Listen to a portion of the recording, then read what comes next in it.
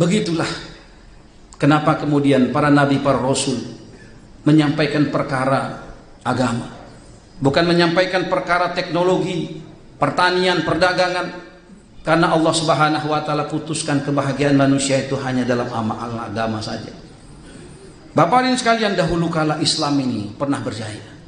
Dahulu kala umat Islam ini dimuliakan di mana-mana, diagungkan.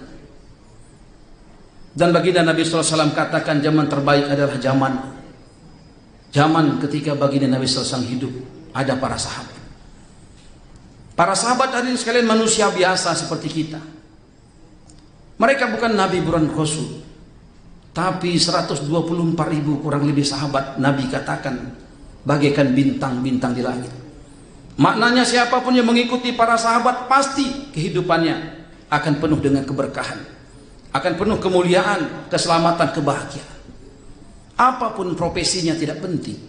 Walaupun dia seorang budak yang tidak punya kekayaan, tidak punya pendidikan, tetapi ketika dia mengamalkan agama secara sempurna, maka Allah penuhi janjinya, diberikan kemuliaan, kejayaan, kebahagiaan. Sayyidina Bilal radhiyallahu anhu, hadirin sekalian, seorang budak yang tepat tidak pernah lemhanas, tidak pernah S1, S2, S3, tidak pernah mondok di mana-mana, tapi Allah Subhanahu wa taala angkat menjadi seorang gubernur yang tanpa kampanye, tanpa debat, gubernur yang tanpa masang foto di pohon, di tembok, di tiang. Hadirin sekalian, ketika itu kepemimpinan seorang gubernur bukan setingkat provinsi, tapi setingkat negara.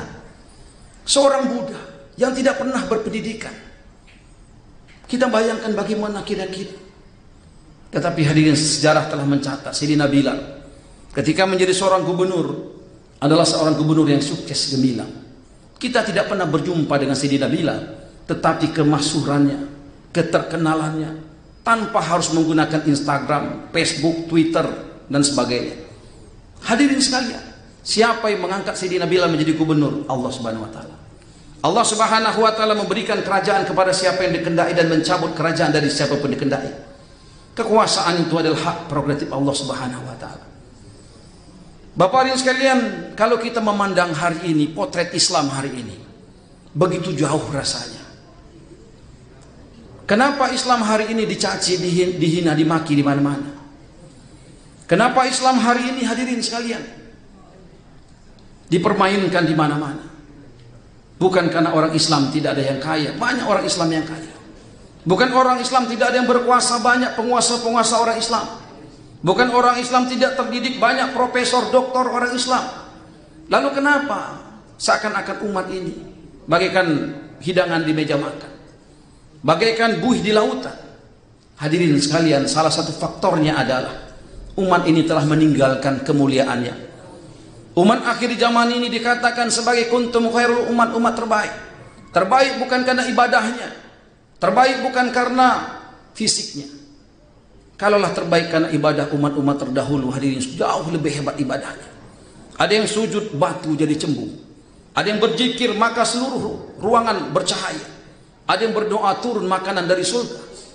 Hadirin sekalian, bukan karena ibadahnya, tetapi umat ini dimuliakan Allah karena satu pekerjaan yang diberikan kepada umat ini dan tidak pernah diberikan kepada umat-umat sebelumnya. Pekerjaan yang dahulu kala hanya Allah berikan kepada para nabi dan rasul. Hadirin, apa itu kerjanya? Kerjanya adalah dakwah ilallah, mengajak kenal kepada Allah, mengajak taat kepada Allah. Hadirin sekalian, ketika para sahabat mengambil usaha dakwah, mereka berdakwah dengan diri, harta, dan waktunya. Mereka mengajak orang kenal kepada Allah, taat kepada Allah. Mereka meninggalkan kampung halamannya, tanah kecintaannya, rumahnya, keluarganya. Maka kemudian Allah Subhanahu wa taala tolong para sahabat. Sahabat ketika ingin menyeberang lautan tidak memerlukan kapal peri. Sahabat menyeberang lautan dengan ontanya, dengan kudanya, dengan kakinya, dan tidak ada satu sahabat pun yang tenggelam di lautan itu. Ketika melewati gunung terbelah tanpa harus menunggu alat berat untuk didatangkan. Hadirin sekalian, ketika kita tolong agama Allah, maka Allah akan tolong umat ini.